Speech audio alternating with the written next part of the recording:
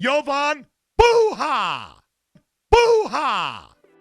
Yo, I'm Jovan Buha, Lakers beat writer for The Athletic, and welcome to episode 51 of Buha's Block. On today's episode, we're going to be discussing internal improvement for the Lakers and one area that each player on the roster could improve in and how that can help this group actualize their potential and exceed expectations. So before we get into the player by player discussion, I wanted to preface this conversation with three things. Number one, this by no means is an endorsement of the Lakers standing pat. I've been on record saying I think they still need to make a move, if not two. And personally, I think it's better for them to make a move sooner than later. I think it's better to make one before the season or early on in the season, just to get more continuity and reps with the group rather than making things over closer to the trade deadline and potentially with only like 30 games or so left until the playoffs. So for me, the sooner the better. But just wanted to clarify that I'm not saying the Lakers should stand pat. I'm not saying they should keep this roster as is. Number two, I think the primary growth with this group, if there is going to be growth internally, is going to come from the coaching staff and the way that they implement the schemes and the system that they're planning on implementing and the buttons they push with the lineup and the rotations, starting Rui Hachimura or Jarred Vanderbilt, playing Max Christie more minutes and playing more two big looks with Anthony Davis next to Jaxson Hayes or Christian Wood. So while the players certainly have to stay healthy and perform at a certain level, I think the Lakers' biggest area of growth and biggest room for improvement is going to be with the coaching staff and how they deploy this roster. So and the schematics and the system and all that stuff. So I think I don't want to let the coaching staff off the hook, but today we're going to be focusing primarily on the players in one area of many that each player could improve upon. And number three, I don't want this to be viewed as necessarily flaws or weaknesses for each player. In some cases, it will be, especially as we get to the back end of the roster and those guys really struggling to look like rotation caliber guys and in the various areas that they have to improve upon. But for guys like LeBron or AD or even the middle class of this roster, like I think those guys are largely who they are at this point in their careers, but it's about fine tuning or like a slight weakness or just an area even that they're average in that they could be a little bit better in, and something I think is realistic for them to improve. And that's really the key here is like, what can they realistically improve in next season? So those are three things I wanted to clarify before we get started. And as always, for those watching on YouTube, please be sure to hit that subscribe button, turn on post notifications, and like and comment on this video if you enjoy it. And for those listening on Apple Podcasts, Spotify, and your podcast platform of choice, please be sure to follow, download, and leave a 5-star review. All right, so let's get into it. The first player that we're going to be discussing is LeBron James, of course. And it feels kind of nitpicky to try and find something that LeBron could improve upon, given that he has aged better than any NBA player in NBA history. He's the best 39-year-old we've ever seen. He's the best player in year 21 we've ever seen. He's coming off this incredible run with the Olympic team where he was their best player for large stretches of the tournament. He ended up winning, tournament MVP. So LeBron is riding a high entering this season. And it feels like I'm grasping here to really find something for him to be better at. But for me, looking at his numbers and just reviewing last season and what I think could be better for this upcoming season, something realistic that LeBron could actually improve upon next season for me is the turnovers. And if you look at, I'm going to be using some charts. I listened to you guys asking for some graphics. So I have a graphic here of LeBron's turnover splits over the last 3 seasons, including the playoffs. So if you look at, and by the way, I pulled these up from Cleaning the Glass. Most of what I have here today in terms of graphics is going to be from Cleaning the Glass, but some of it is going to be from NBA.com. Some of it's also going to be from Basketball Reference. But if you look at the last 3 years, including the playoffs, you look at LeBron, turnovers per 100 possessions has consistently kind of been in that like 4.5-ish range. Turnover percentage has been around 11 to 12%, and usage rate has often been in the low to mid 30s. So from a usage rate percentile perspective, LeBron is obviously always in the 99th or 100th percentile. In the 2022-23 playoffs, he was in the 92nd percentile. And remember, that's when he was coming off the foot injury, and Austin Reaves and D'Angelo Russell were a bit more on the ball. Lakers also had Dennis Schroeder back then. But looking at the turnover percentage over that stretch, you have 61st percentile in 2021-22, 76th percentile in 2022-23, 74th percentile in the 2022-23 playoffs. But then you get to the 2023-24 season, and he was in the 16th percentile in turnover percentage last regular season, and the 28th percentile in the playoffs. And these percentiles are based on your position that you play. So for LeBron, it would be power forward. So of course he's handling the ball more than most power forwards, and that's why he's in the 99th and 100th percentile in terms of usage rate. But in terms of turnovers, so you give him some grace with that. Obviously, the more you handle the ball, the more likely you are to turn the ball over. But with LeBron, there was a stark increase with his turnovers this past season in comparison to the two previous seasons. Now, it wasn't as high as this 2020-2021 season.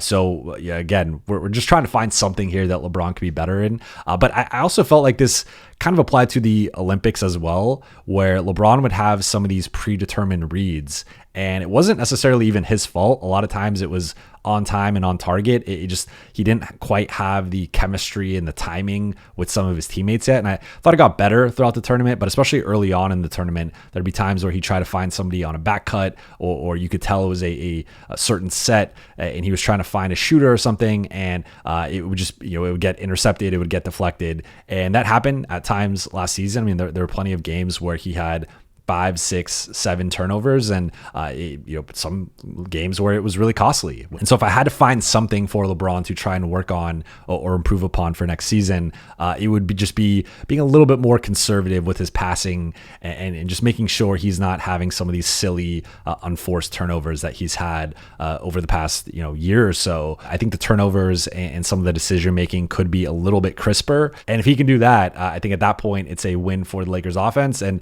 it's really hard to find anything else to criticize him about, just because he's an efficiency machine and continues to be so entering year 22. Next player we're going to be talking about is Anthony Davis, and the area that he could improve on is his playmaking. And JJ Redick has talked about wanting to use Anthony Davis as this Domantas Sabonis, Nikola Jokic hub around the elbows, around the top of the arc, and funneling more of the offense through him. And I think Anthony Davis is a really underrated passer, especially as a big man. We don't talk about him the same way we talk about Sabonis and Jokic and Bam. And it's understandable because he hasn't been put in those positions and he hasn't been used that way. So this will really be the first test of that. And we'll see ultimately how much of that JJ actually implements and how much that was maybe just pumping up AD. I mean, we've seen it with Frank Vogel, Darvin Ham talking about his 3-point shooting and trying to get him to shoot more threes. Like, coaches will say these types of things with their players, but Anthony Davis has talked about this, and it seems to be a thing the Lakers are trying to do as they begin to shift toward a non-LeBron future, whenever that ends up being. And so looking here at Anthony Davis's numbers, and these are from Cleaning the Glass, his assist percentage has been pretty solid for a center. You see he's ranked anywhere from 78th to 90th in terms of percentile at the center position. And I think the Lakers are planning on ramping that up more next season.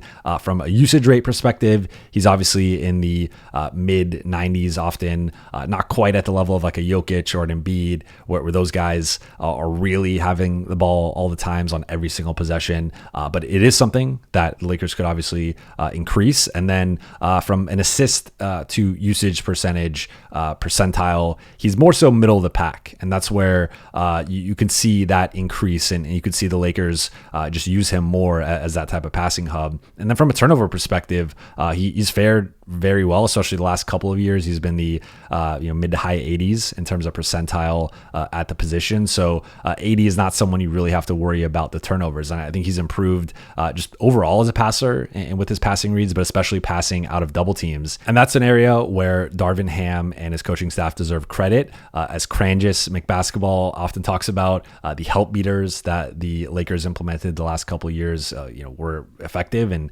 I think it showed with AD's growth as a passer. So this is an example again of something that is I think not necessarily a strength of AD's game, but it is something he is good at. It is something he is solid at, and this is just about amplifying that, right? So this isn't, again, me critiquing his passing. passing so much as saying like it's already been good and it's been at a certain level. But now if he's going to be doing it more, he obviously has to pass the ball even better, because as he becomes more of a part of the offense as a passer, defenses will obviously start to scheme for that and look for ways to try and take that away. So he's been a good passer for a big, not been quite at that elite level of the Sabonis, Jokic, Bam types. And we will see this season potentially if he can get to that level and what that ultimately looks like. I think another part of this, a subplot is going to be his jump shot. And if he's making, 45% of his long twos, and if he can shoot 34% on threes, like that just opens up so much flexibility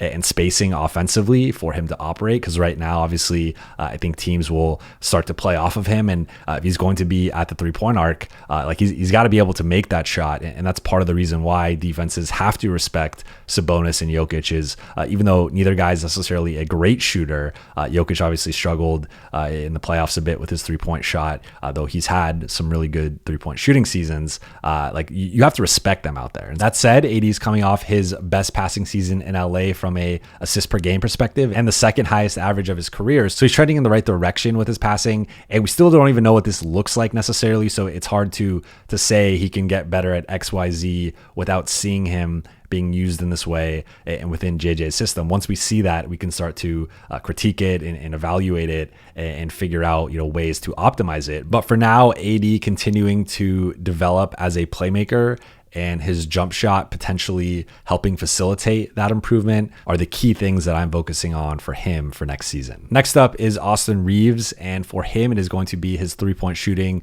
particularly his catch and shooting ability. And I have a table here looking at Austin's catch and shoot 3-point percentage over his 3 seasons in the NBA, as well as his pull-up 3-point shooting in his 3 seasons in the NBA.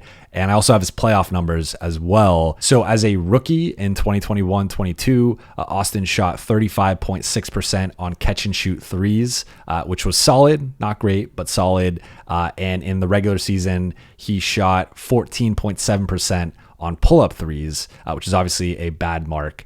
No playoff numbers because the Lakers didn't make the playoffs that year. In 2022-23, though, he improved dramatically in both regards, bumped up to 40.3% on catch and shoot threes in the regular season, and actually jumped up to 46.7% on catch and shoot threes in the playoffs that postseason. So that was a 6.4% increase. Then in 2022-23 regular season, shot 40% on pull-up threes. So went from 14.7% to 40%.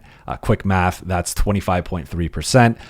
And then in the playoffs was at 39.3%. So a 0.7% decrease, but that's to be expected. Like it is harder to make threes in the playoffs. You're not as open, especially off the dribble threes. So the fact that he was even close to that 40% mark is remarkable. So I thought, really good 3-point shooting from Austin in 2022-23. And then this past season, he was not as efficient. The catch and shoot 3-point percentage dropped in the regular season to 36.7%. So still better than his rookie season, but a little bit closer to league average. And then just 16.7% in the playoffs, which is a 20% decrease. And granted, it was a small sample size, just 5 games, 1 series, but the playoffs are a small sample size, and every possession, every quarter, every half, every game really matters. So Austin did not shoot well this past postseason from a catch and shoot perspective, and I can remember plenty of times where he had wide open threes that he was not making. So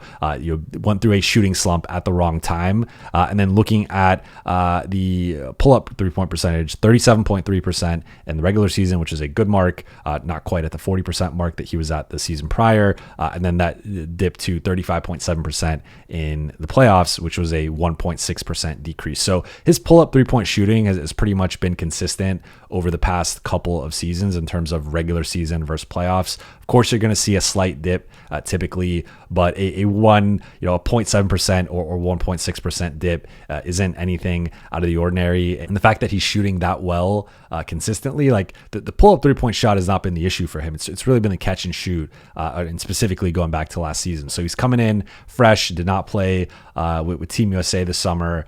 So we'll see with him guaranteed a starting spot, guaranteed a big role of the offense, and coming in refreshed. and Lakers aren't coming off a deep playoff run either. Like we'll see what Austin looks like at the beginning of the season. But I think the biggest thing for him is if he could just get back to being a 40% 3-point shooter, or even 38% with if he's ramping up the volume, like that's a swing factor for Austin in terms of his effectiveness and just his overall performance and value. Austin's 3-point shooting, especially when there are times he's the fourth guy in the offense, like, and he is relegated to a lot of corner threes or weak side wing threes, like that's where he's got to make those shots at a higher level, and we've seen him make those shots at a higher level. So this is something that I think it's more of like him regressing to the player that he's been. If he could get back to being a really, really good 3-point shooter, I just think that unlocks so much within the Lakers offense. Next up is D'Angelo Russell, and this one I'm going to label off-ball effectiveness. And I'm specifically going to be looking at catch and shoot 3-point percentage. So there are some similarities with Austin, but there's also the tight contest 3-point percentage, which NBA.com labels as a defender within 2 to 4 feet.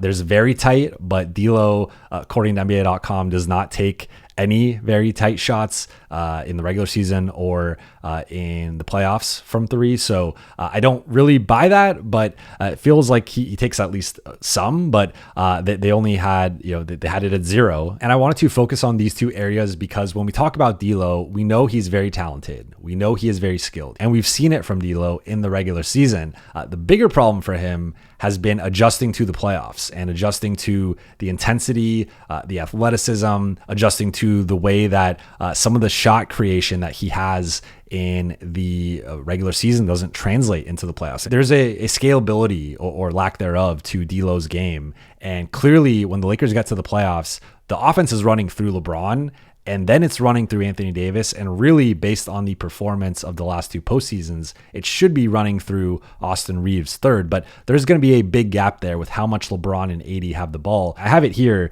looking at D'Lo's tenure with the Lakers. Regular season catch and shoot 3-point percentage last season, 40.8%. Really, really good, high, elite mark. In the playoffs, that dropped to 33.3%, a 7.5% decrease, which is significant. Last season, 43% on catch and shoot threes in the regular season, an incredible mark, elite. D'Lo was one of the best shooters in the league last season in the regular season.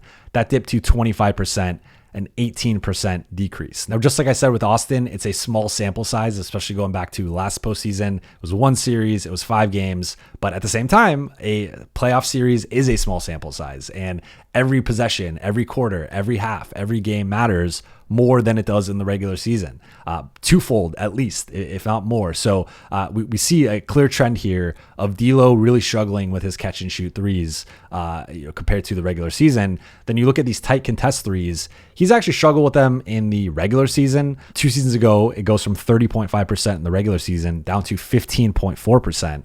And then this past season from 31.5% down to 20%. And so we're seeing this trend here where I didn't bring up the usage rate as well, but if you look at his usage rate, it drops about like 2 to 3%, which doesn't sound like much. But for a guy like D'Lo, who has been vocal about needing the ball in his hands and not being a guy who's just shifted off the ball as like a spot up guy, and is a guy who's clearly a very rhythm-based player. When you get to the postseason and your rhythm is interrupted, and LeBron is now the primary ball handler, LeBron is the guy running the offense, AD is also getting the ball more than he does in the regular season, and Austin's role has increased a bit compared to where he was in the regular season. Like, how can D'Lo fit in there? And to me, it's the elite shooting. Like, if you're looking at all of D'Lo's skills, outside of the playmaking and the shot creation he has when he's on the ball, his next best skill is his 3-point shooting. It's his catch and shoot ability. And if he's not bringing that to the table and making open threes or even semi-open threes, then it's really difficult to play him. He's got to be able to make these shots. He's got to be able to make these threes. And yes, it's a small sample size, but we have the 4 series that he's played in LA.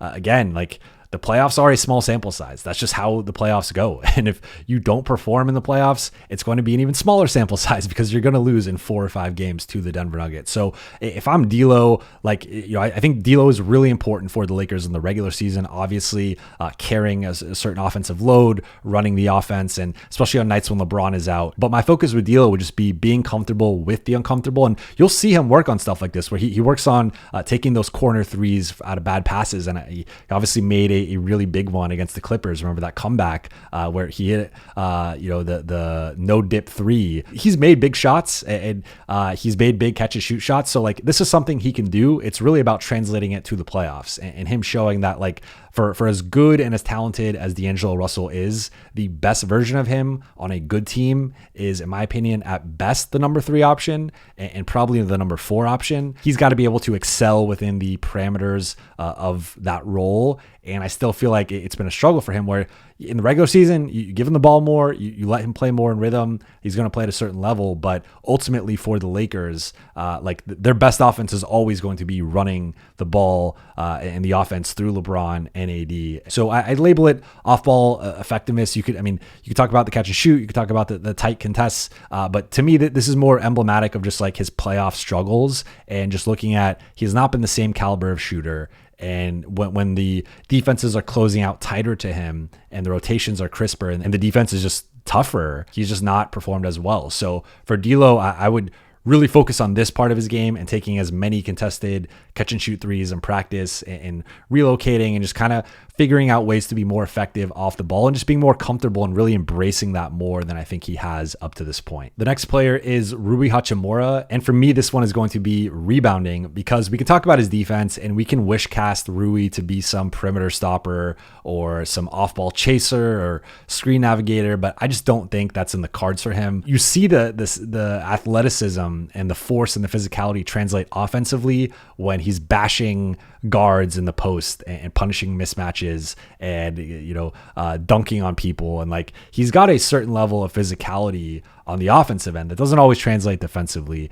Sometimes when he's his post defense, and we've seen him defending Jokic a couple seasons ago, and then Karl-Anthony Towns, like, he's had some good moments as a post defender. But to me, it comes back to the rebounding and just overall. And if you look at it, 2022-23 is tenure with the Lakers, and 2023-24. 2 seasons ago, 4.3 offensive rebound percentage, which was in the 64th percentile at his position, which is solid. And then 14.1 defensive rebound percentage, 71st percentile. And one thing I will say about this is Rui primarily came off the bench during that 2022-23 season. I think he started 9 of like 30 something games in the regular season. So maybe this had to do with the role and him playing against bench units and him playing a bit more power forward off the bench, although he did come off the bench a lot in 2023-24. So clearly, like, it's not like he started the full season and was playing small forward, but playing more minutes next to LeBron and AD, like, maybe that obviously AD's an elite rebounder, LeBron is a good rebounder, so like, maybe that deflated some of his numbers. But there was a drop there in offensive rebounding from 4.3% to 3.2%, which is a 42nd percentile. Like, doesn't sound like much, but 20 percentile drop is notable. And then defensive rebounding, 14.1% down to 11.5%, which is a 28% drop in terms of his percentile. So that's also a significant one. Like, it went from being like a solid defensive rebounder to a below average defensive rebounder. So I don't know how much of this had to do with role, how much of this had to do with scheme. I'd be interested to ask JJ Redick this and get his thoughts on it. Also probably get it from Rui, as we know he could sometimes be a truth sayer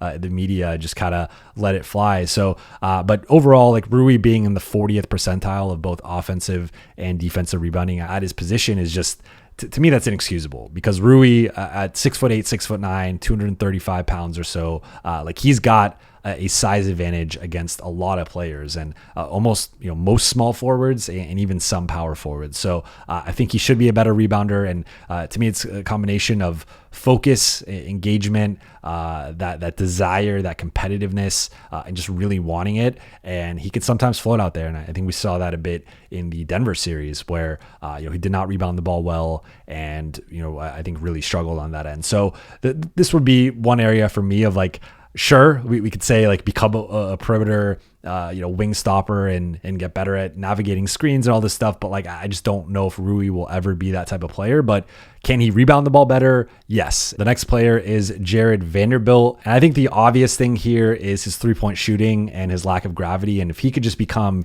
even like a 32 to 33% 3-point shooter consistently, I think that would do that would make defenses have to respect him a little bit more and not make him one of the like anti-gravity guys in the league. I think in terms of like guys that defenses disrespect, Jarred Vanderbilt is near the top of that list, at least in terms of like perimeter players. But the bigger thing for me with Vando is the finishing and the finishing at the rim. So I have this table here of looking at his effective field goal percentage compared to his position and his rim field goal percentage compared to his position. So 2022-23 with the Lakers, he had a 56.4% effective field goal percentage, which was in the 41st percentile, so obviously not good. And he shot 62% at the rim, which was in the 18th percentile, which is horrible, especially for a guy who, in theory, is long, athletic, and if you're not going to be making threes, you should be able to at least finish at the rim. And then going back to last season, obviously an injury-plagued season, so it's not quite the best representation, but his effective field goal percentage dropped to 54.6%, which is the 32nd percentile at his position, and his rim field goal percentage was actually better at 67%, but that was just the 37th percentile. So I think the one thing with Vando is, like, I don't think he's ever going to be a good shooter. I don't think he's ever going to be a league average shooter. Maybe he could certainly prove me wrong, but based on the track record we have up to this point, like, that seems very unlikely, and there just seems to be, like, there will always be a shooting limitation there with Vando. But if he can't make defenses pay for his slot cuts and his baseline cuts and his offensive rebounding and defense, just using the way the defenses guard him or don't guard him against them, then that to me ultimately caps his ceiling as an offensive player. And we did start to see Vando and the Lakers figure things out like the 2 weeks or so before he got injured against the Celtics on February 1st. So I think if I'm JJ Redick, like, I'm studying the tape of those 2 weeks and trying to implement as much of that as is reasonable and can fit within JJ's new 5-out scheme. But I think for Vando, like, people focus a lot on the 3-point shooting and the gravity and the way that he mucks up the spacing. But for me, it's been his finishing and bobbling passes in traffic, and if there is someone contesting the shot,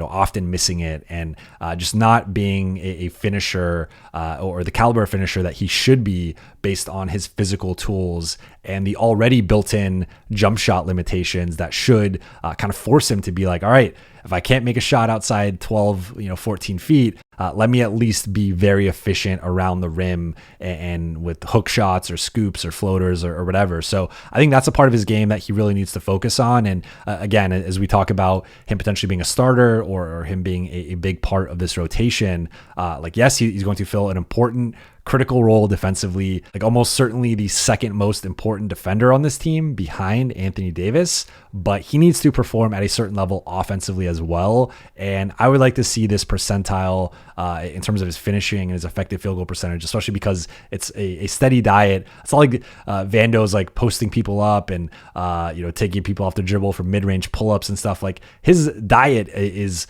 open threes and open or semi-contested shots around the rim. So, like, I would like to see his effective field goal percentage increase at least above average, league average, but 60, 70 percentile. And I would like to see his finishing around the rim increase to at least above 50% or 50th percentile, but even closer to 70th percentile or so. So I think those are two areas that, like, if Vando just can't make threes and there's a limitation there, that's one thing, but there's no excuse to not be a better finisher around the rim. And I think if he can do that, that potentially unlocks him as a full-time starter, as a guy who could play 30 plus minutes a night, and as a guy who you can't play off the floor. Next up is Gabe Vincent, and we're actually going to pull up a cleaning the glass table for this one. Gabe was hard for me to forecast because it's difficult to take away much from last season, given how much time he missed, and just a lot of his time was, on the floor was spent like trying to find his rhythm and get his legs under him, and joining a team that had already started to find some success late in the second half of the season, and try to figure out his role, and also competing with Spencer Dinwiddie, and there was some overlap there. So like, I don't know how much you can actually take away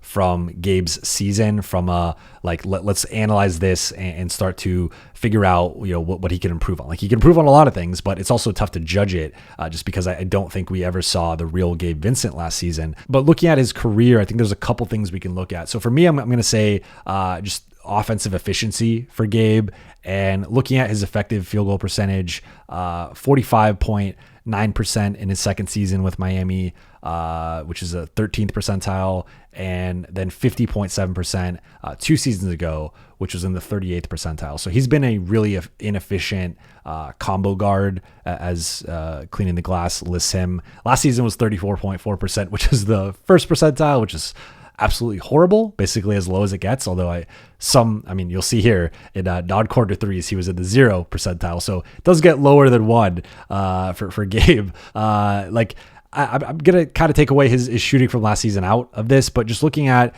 the rim field goal percentage of being 2 seasons ago, 13th percentile, the season before that, 35th percentile. His mid-range shooting has been elite. Even last season, I'm going against what I just said, but like even factoring in last season, his mid-range shooting has been elite 3 straight seasons. But then you look at corner threes a couple seasons ago was in the 37th percentile. Non-corner threes was in the 30th percentile, and then all threes was in the 26th percentile. And then 12th percentile a couple seasons before that.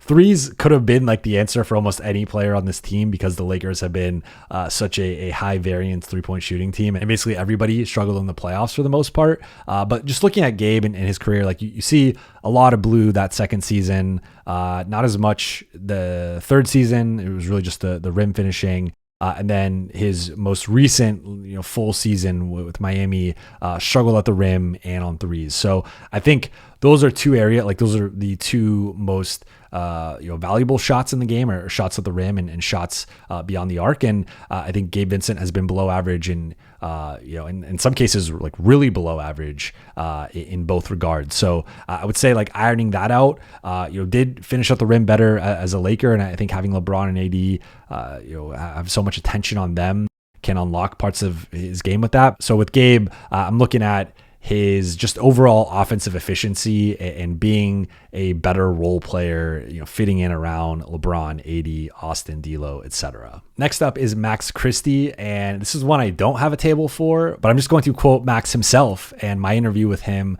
on this podcast, and say that the biggest thing for him is going to be attacking from the weak side, attacking closeouts, operating as a second side player, and whether that's the shot, dribble, pass decision that he has to make when he is catching a kick out pass or a swing pass, and just being more confident in his shot, letting it fly more, but also being assertive. And if he's going to pump fake and drive, pump fake and drive. If he's got to pull up there, take the pull up. If you get to the rim, get to the rim, and just being more assertive and confident overall offensively.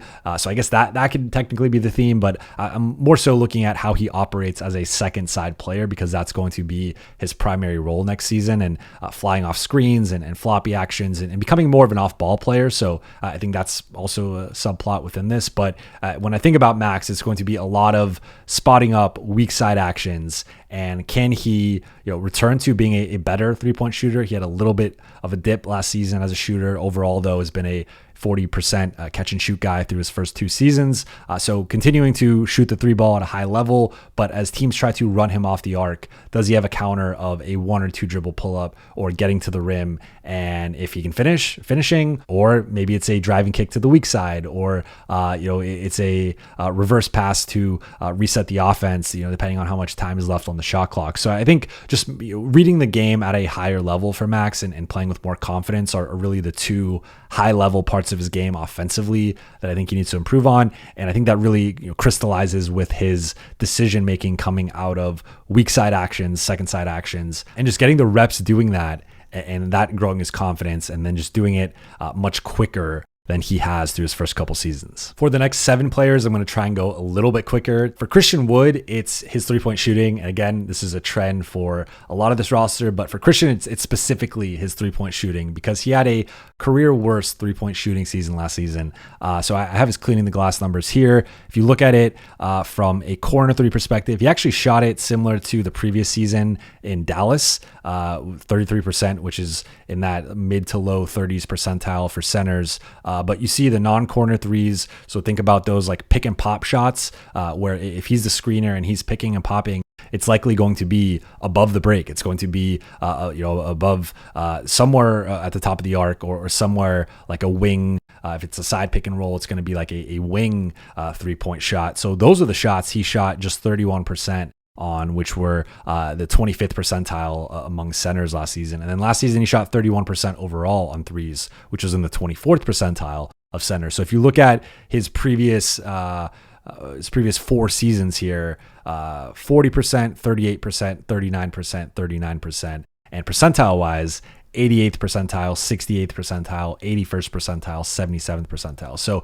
Christian Wood has been an elite 3-point shooter. That was one of the appealing aspects of the Lakers adding him, was this guy who could just get you a bucket whenever, but could also be a pick and pop guy with LeBron, with Austin, with D'Lo, and we just never quite saw that.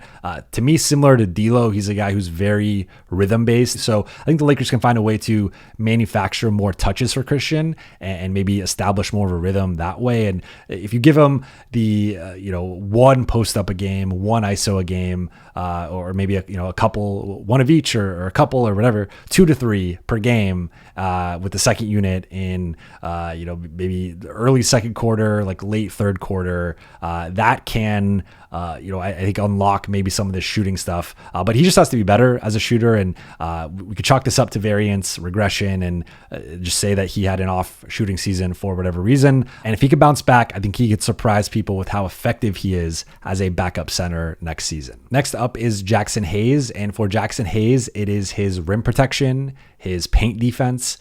So I have a stat here for you. Out of all of the centers, according to NBA.com, that played 50 plus games and 10 plus minutes a night. So, basically rotation level center and who played at least 50 games. Jaxson Hayes ranked 43rd in defensive field goal percentage allowed at the rim. So if there's 30 starting centers and 30 backup centers, 60 centers in all, although there's obviously more than 60 centers in the league, that puts Jaxson Hayes as like middle of the pack for a backup. Now, there are a lot of players who do not crack this list because of the games played. So a guy like Joel Embiid was actually at near the top of the list, but didn't make it because of the games played. So if you actually start to add in, we'll keep it at that 10-minute threshold, but add in guys who didn't meet the games requirement, all of a sudden it starts like that list starts growing into the 60s. And Jaxson Hayes is now looking like not even one of the 60 best rim protectors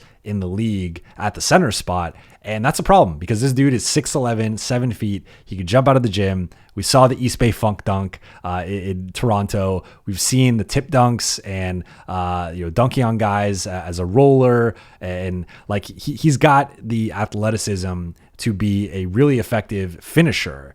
And that athleticism has not translated to the defensive end as a rim protector, shot blocker, rim deterrent, etc., whatever adjective or term you want to use to describe that position. So looking at it last season, he had a 1.5% block percentage, which was in the 40th percentile at the center position. But you look at fouling a lot, 5% foul rate in the 17th percentile at the center spot, and then looking at his defensive rebounding percentage, 14.5%, which is in the 27th percentile. For him to rank as not even a top 60 rim protector, if we're looking at really like who the starting and backup centers were, or even to just be like a mid-tier backup level rim protector, like there should not be 40 centers in the NBA that can protect the rim better than Jaxson Hayes. Like I'm not saying he has to be at the Victor Wembanyama, Rudy Gobert, Anthony Davis, Joel Embiid type level, but given his gifts, there are plenty of guys that are ahead of him on that list that should not be ahead of him. So I think for Jaxson, obviously it's consistency in general and not fouling as much are two big things for him. But figuring out ways to leverage his length and athleticism and timing, which he shows so well on the offensive end, figuring out ways to implement that better defensively. And if he could do that, I think he can be a rotation caliber big on a good team, just because he has athleticism that not many centers can match. Next up is Cam Reddish, and I'm about to show you a jarring table. This is his shooting accuracy from cleaning the glass, and you're going to see there's a lot of blue here. And blue is bad, for the record. For those not watching, blue is a low percentile at your position, and outside of a brief mid-range stint with New York in 2021-22, where he shot the shit out of the ball from the mid-range. It looked 60+% shooting as a mid-range shooter, as a forward. But then looking at the rest of it, then in Portland, he had a little bit of a mid-range stint there. But with the Lakers, he shot 20% on mid-range shots overall, 10% on long mid-range jumpers, 23% on short mid-range jumpers, just shot 57% at the rim, 34% overall in threes, which was actually the second highest mark of his career. So I think with Cam, this one is simple. It's shot selection. And it's really just if he's not taking an open three-pointer or he's not taking an open layup or dunk, be it in a half-court setting or in transition, he should not be shooting the ball. He should not be putting the ball on the floor. This Cam Reddish mid-range situation, it should not, if he wants to go do that, he can do that outside of the NBA, but he is not a mid-range ISO operator. He had a 14-game stint where he shot 60+%. Otherwise he's been low 30s or below as a mid-range shooter. As a three-point shooter, he's really fluctuated, but often been more of a low 30s guy. And then even as a finisher at the rim, he's really struggled, often under 60%, despite being 6'7" and really athletic. So I think for Cam Reddish, it's less is more offensively. And we saw that the defensive talent, we saw the defensive potential when he was healthy last season. But for him to stick in the NBA and for him to even be a back-end rotation player, he's got to cut out the dribbling and the over-dribbling and trying to do too much offensively. And I thought he got better with it progressively as a Laker, but it never was quite to where it should be. And it's really just got to be dude, you don't have this in your bag. You don't, at least not at the NBA level. If you want to go play in a different league and ball out and be the guy that you were in AAU or, coming up as a prospect, that's one thing. But that's just not what's the reality of the situation for him at the NBA level. So, obviously he's got to improve as a shooter. He's got to improve as a finisher. But I really think that the biggest thing for him is just cutting out some of this stuff. And again, he did take these shots less than he had in previous years. But just looking at this chart with all this blue, it's dude, you're not that guy. You are not.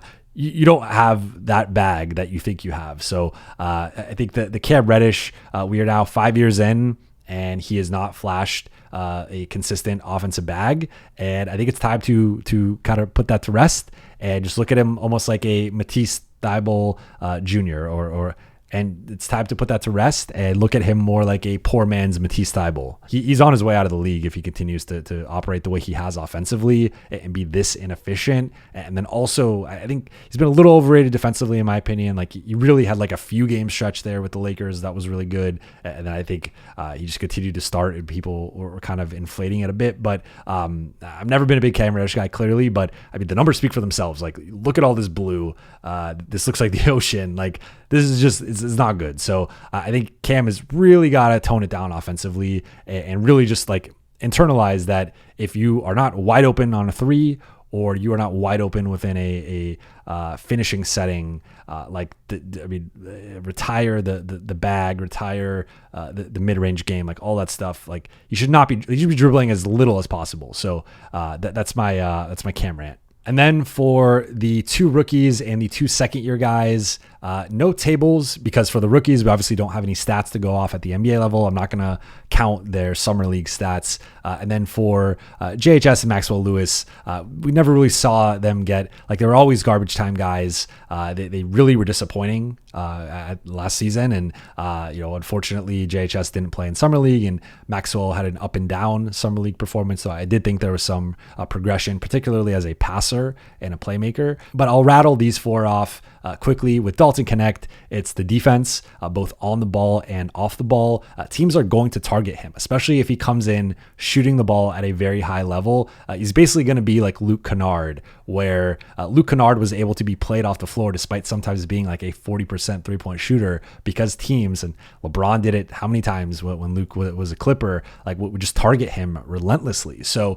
Dalton is going to be targeted in pick and rolls and ISOs off the dribble. He's going to be challenged a lot defensively, and how he handles that and how he holds up will ultimately determine his role on this team as a rookie and his NBA career, I think. And obviously we're not going to make proclamations based on his rookie season, but just like looking at where Dalton is 5 to 10 years from now, if he can be at least like an average to slightly below average defender, that raises his ceiling as a player so much more than if he's constantly a defensive liability that you have to game plan for in terms of how you're going to hide him and how he's going to fit within your defensive scheme. So this is both a short and long-term thing for Dalton, but it's just the defense. Like we saw, he's got the bag offensively, and he could do it all. He could score at all three levels. He's a really, really good shooter, and he looked continually more comfortable in summer league. So I think for Dalton, it's just the defense and how quickly can he adjust and acclimate to the NBA level. With Bronny, it's just his three-point shooting as a catch and shoot guy. And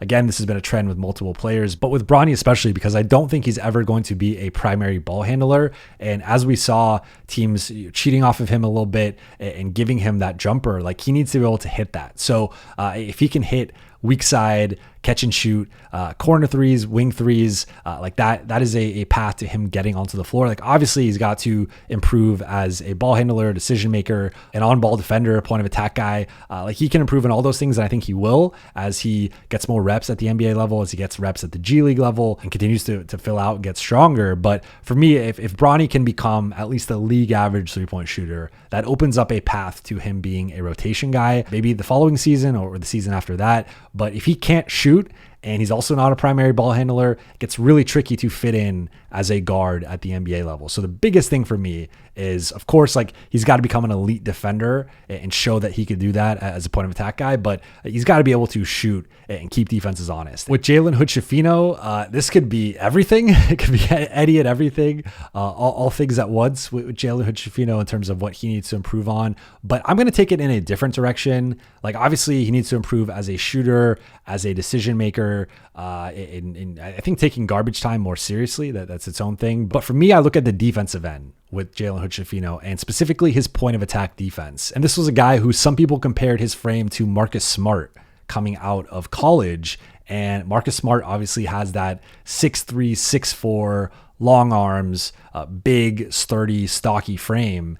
And Jalen Hood-Schifino doesn't have that size or strength in terms of like his shoulders and his base and his core and all that stuff. But he does have a big frame for a point guard. And I think if we're looking at the way that he could potentially have a role on this team or potentially have a role in this team the following season, I think it's going to come on the defensive end, actually, because the Lakers have enough ball handlers. He's going to be behind LeBron, AD, Austin, D'Lo, Gabe, potentially, Dalton, Mac, like those guys. I mean, Rui, like those guys are all going to get shots and just touches before Jalen Hood-Schifino. Like he's more of a project. And I think the offensive end, there's a lot of concerns with that, right? But defensively, I think if he can continue to grow as a defender and really build out his frame and become a better point of attack guy and kind of take on that role and sort of look at, I look at a guy like Austin Rivers. And Austin Rivers came in as this hype prospect. Like everyone remembers the Austin Rivers high school mixtape, and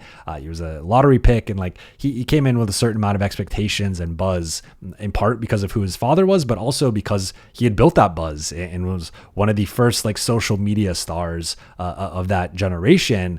But Austin Rivers at some point kind of realized like, I'm never going to be a star offensively. I'm probably never even going to be considered like a starting level offensive player. But if I lean into the defensive end and I embrace this and I take on this role, I can carve out a niche for myself at the NBA level. And that's what he did when he was with the Clippers. And you saw he extended his NBA career by several years and had some successful stints with a team like the Nuggets and, a couple other stops. So I look at Austin Rivers as a potential template for Jalen Hood-Schifino as like the type of guy he should try to emulate. And like, we'll see where JHS, like I don't want to fully write off JHS, even though I was close to doing it his first summer league. There's just a lot I did not like about his game and the way that shot selection, decision making, all that stuff. But if he embraces that mindset and that role and decides to apply himself as a plus point of attack defender, obviously he's going to need some reps and some time to grow into that type of player. But I think that's more the path for JHS forward is realizing more that he's going to be a complementary player and probably becoming a better shooter and a better defender. And